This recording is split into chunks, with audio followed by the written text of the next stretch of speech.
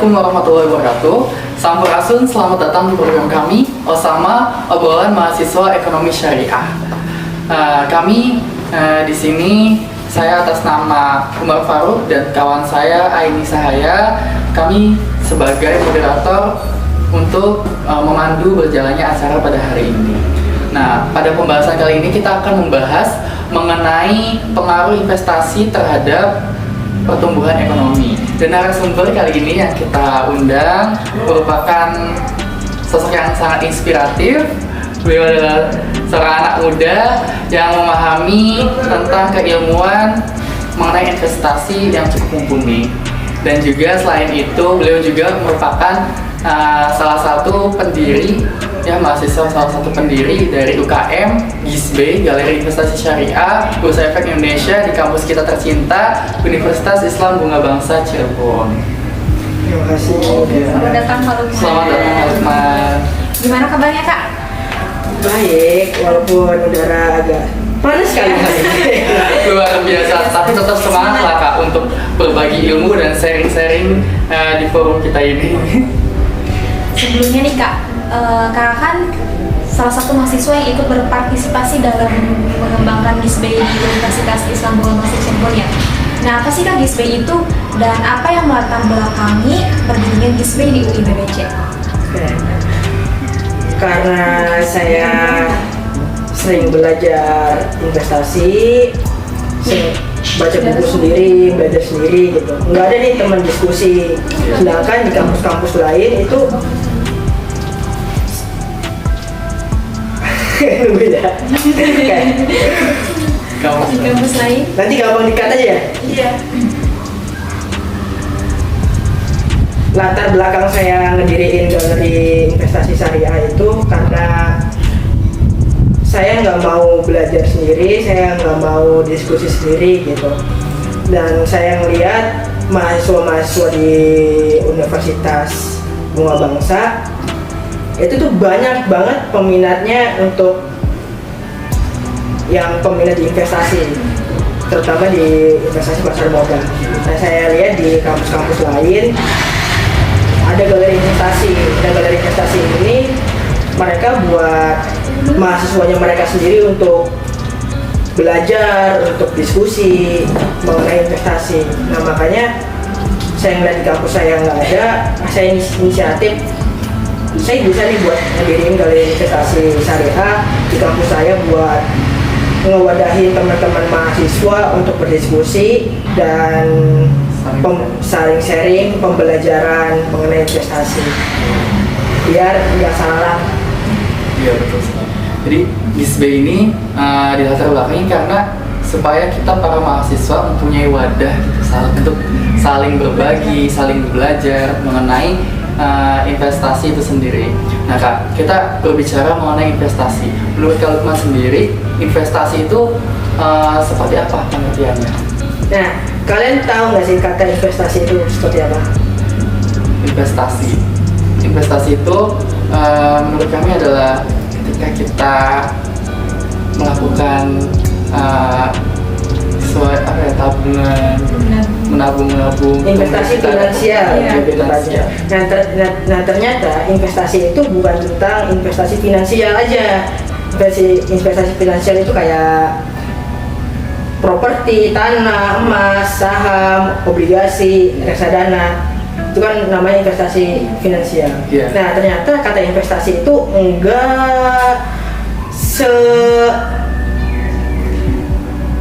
tidak sekecil itu kata investasi. Nah, kata investasi itu luas. Kayak kita belajar dari TK sampai kuliah, itu kan namanya investasi pendidikan. Iya. Kita olahraga pagi, olahraga sore, itu namanya investasi kesehatan. Makanan sehat kan namanya juga investasi kesehatan. Betul. Kita sholat, kita zakat, kita puasa, itu namanya juga investasi akhirat gitu tepatnya. Yeah. Jadi kata investasi itu everything is investment. Yes. Enggak melulu tentang finansial, tapi yang kita bangun di galeri itu tentang investasi, pengetahuan tentang finansial. Kalau investasi finansial kan kita ngepraktekin, kita belajar, kita praktekin. Karena kita masih mahasiswa, keuangan kita juga masih sedikit lah, masih minim. Jadi mumpung mahasiswa, kita jadi investasi pengetahuan finansial gitu. Betul. Investasi finansial pasti banyak jenisnya ya kak? Pasti Banyak. jenisnya. Nah apa aja itu kak? Kalau investasi finansial itu kayak ada tanah, Iya.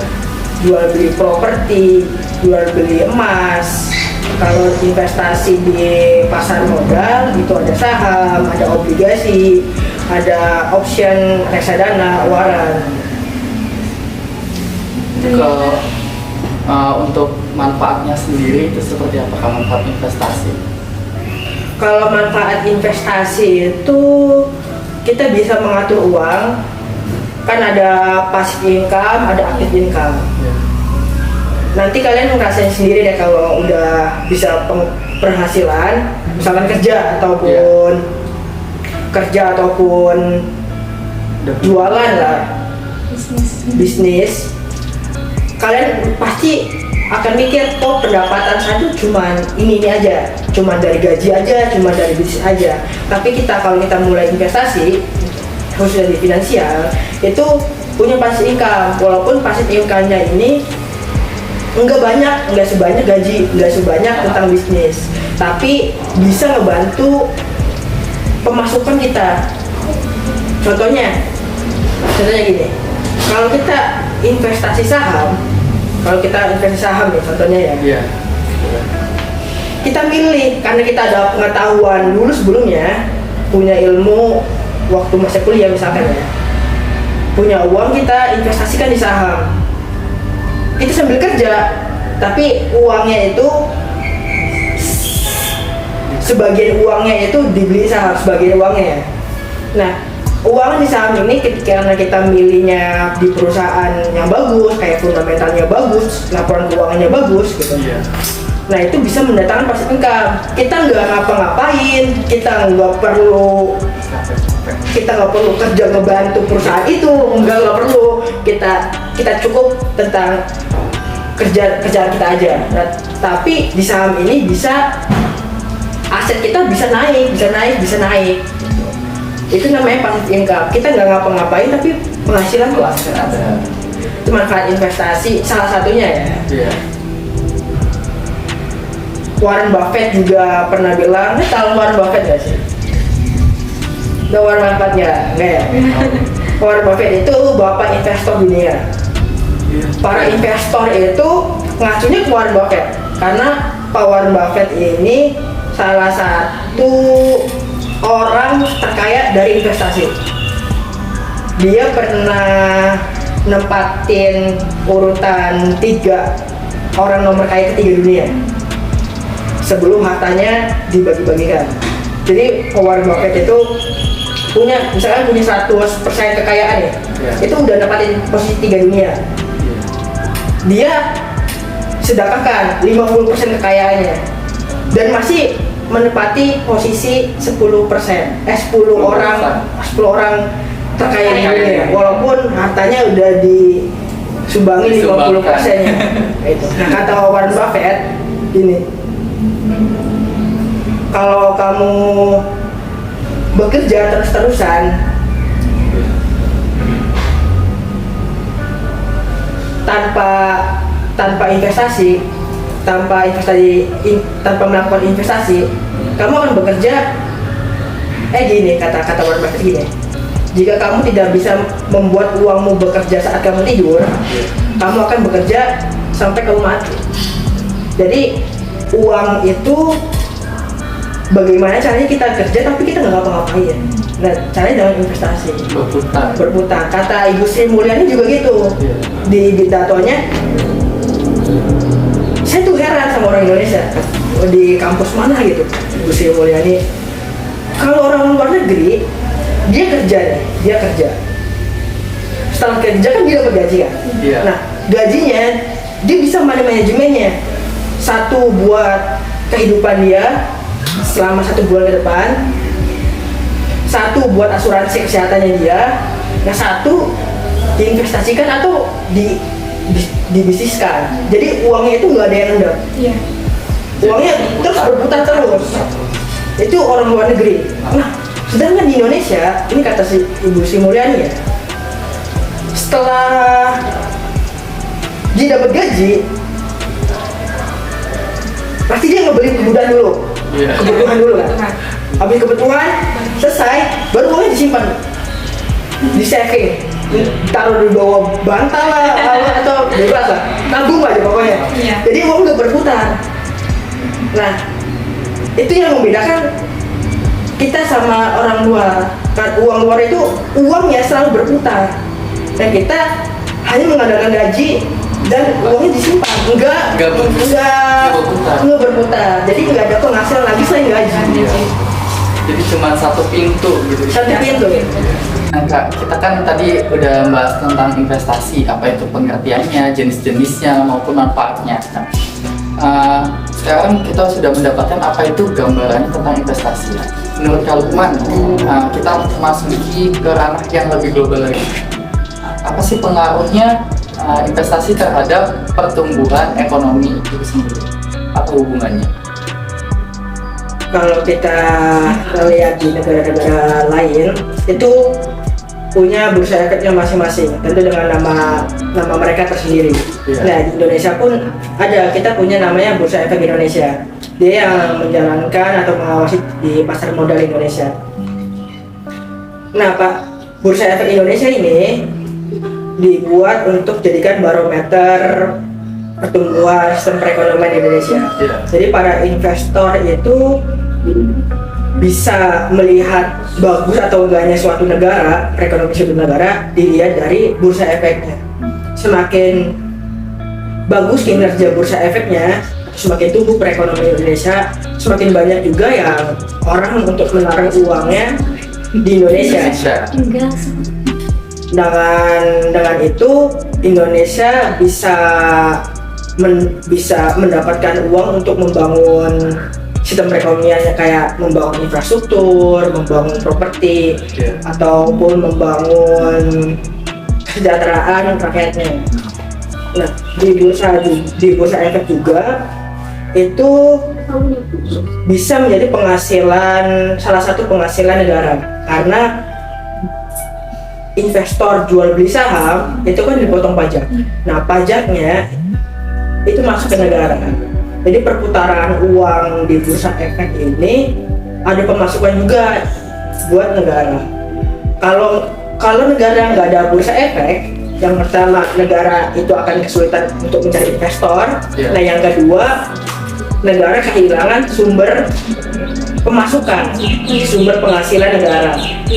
Kalau cuman ada pabriknya aja, ya udah negara cuma dapat pajak penghasilan dari perusahaan aja, nggak ada pajak dari jual beli sahamnya. Itu untuk negaranya. Nah, dengan dibangunnya bursa efek juga, masyarakat Indonesia itu bisa membeli saham-saham perusahaan asing kayak Unilever, kayak Indosmen, kayak Astra. Itu kan punyanya orang luar negeri semua kan. Nah, ternyata masyarakat Indonesia juga bisa menjadi kepemilikan perusahaan-perusahaan tersebut dengan membeli sahamnya. Jadi mereka yang membuat pabrik di Indonesia, menjualkan produknya di Indonesia, dibeli sama masyarakat Indonesia. Kalau sistem kepemilikan perusahaannya kebanyakan orang Indonesia, nanti uangnya itu kembali lagi sama orang Indonesia. Jadi ngerti nggak? Jadi uangnya itu tidak 100% penuh ke para pemiliknya, ke orang luar negeri, tapi juga ada kepemilikan orang Indonesianya. Jadi sistem perekonomian jalan, dari perusahaan jalan, masyarakat jalan, negara juga jalan. Jadi pertumbuhan ekonomi brutonya makro itu bagus karena sistem uangnya berputar terus. Coba bayangin kalau masyarakat kita dapat uang tapi uangnya didiemin aja, diindah. Jadi nggak ada peredaran di Indonesia nih. Yes. Coba bayangin, negara mau jadi apa? Kalau uangnya cuma diinjak doang gitu. Nah itu juga nggak bagus, makanya dibuatkan produk-produk investasi, dibuatkan bursa efek dengan pertumbuhan Indonesia yang bagus, pertumbuhan ekonomi yang bagus, supaya uang itu bisa berputar terus dan menghasilkan atau menarik investor luar negeri buat membangun Indonesia biar maju. Nah, itu luar biasa sekali, ternyata investasi ini sangat penting teman-teman bagi negara untuk memajukan perekonomian di suatu negara tersebut. Nih Kak, ada beberapa pertanyaan ya dari teman-teman. Pertanyaan yang pertama tuh, produk apa sih Kak yang cocok, produk investasi apa yang cocok untuk mahasiswa? Untuk mahasiswa ya? Iya. Untuk mahasiswa sih, karena kita masih haus akan ilmu, produk investasi yang bagus itu produk investasi pengetahuan finansial. Apa itu Kak? Kayak kita sebelum praktek untuk membeli saham, praktek untuk membeli obligasi, praktek membeli emas, itu kan harus punya ilmunya dulu nih. Nah, ilmunya itu kita sebut pengetahuan finansial, kayak bagaimana kita mengatur keuangan, money management, bagaimana kita membaca laporan keuangan perusahaan, biar kita tahu nih produk mana atau perusahaan mana yang mau kita beli gitu. Itu yang paling cocok, karena biar kedepannya nggak salah langkah. Jadi pengetahuan finansial selagi di mahasiswa itu yang harus dulu sebelum untuk membeli produknya ya. Iya, harus Kita belajar dulu lah. Iya. Biar nggak membeli kucing dalam karung gitu. Nah, terus pertanyaan yang kedua nih Kak, berita terupdate mengenai pertumbuhan ekonomi Indonesia tahun 2023 dan didominasi berapa persen oleh investasi? Kalau untuk berapa persennya sih, aku kurang paham ya. Iya. Tapi untuk sejauh ini tentang investasi masih baik-baik aja pertumbuhannya. Cuman ada kabar yang nggak baik sih. Kayak yang sekarang lagi hangat itu perusahaan waskita yang gagal bayar ataupun tidak bisa menargetkan utang-utang yang membayar utang lunas. Tahu waskita nggak? Itu perusahaan infrastruktur BUMN milik negara yang saat ini terjebak utang. Jadi para investor itu uangnya macet gitu. Nah, pentingnya pengetahuan tentang investasi itu biar kayak gini nih, uang kita nggak salah taruh. Itu kabar buruk hari ini, tapi nggak berpengaruh besar ke perekonomian Indonesia. Betul. Nah itu teman-teman, jadi dalam berinvestasi juga di samping kita bisa mendapatkan keuntungan yang pastinya dalam jangka panjang, kita juga yang pasti akan menemukan resiko-resikonya seperti tadi. Oke, baik, kesimpulan kali ini itu dia bahasan mengenai peran investasi terhadap suatu negara. Jadi investasi ini diperlukan, sangat penting menjadi tolak ukur untuk menjadi suatu negara yang maju. Untuk itu diperlukan peran kita sebagai anak muda untuk memahami investasi dalam memajukan suatu bangsa. Ya betul sekali, itu teman-teman bahasan kita pada hari ini. Semoga bermanfaat. Terima kasih kepada Kak Lukman sebagai narasumber yang menyempatkan hadir pada hari ini. Mohon maaf apabila ada salah kata. Saya sebagai moderator atas nama Umar Faruk dan Aini saya pamit undur diri. Terima kasih. Wassalamualaikum warahmatullahi wabarakatuh.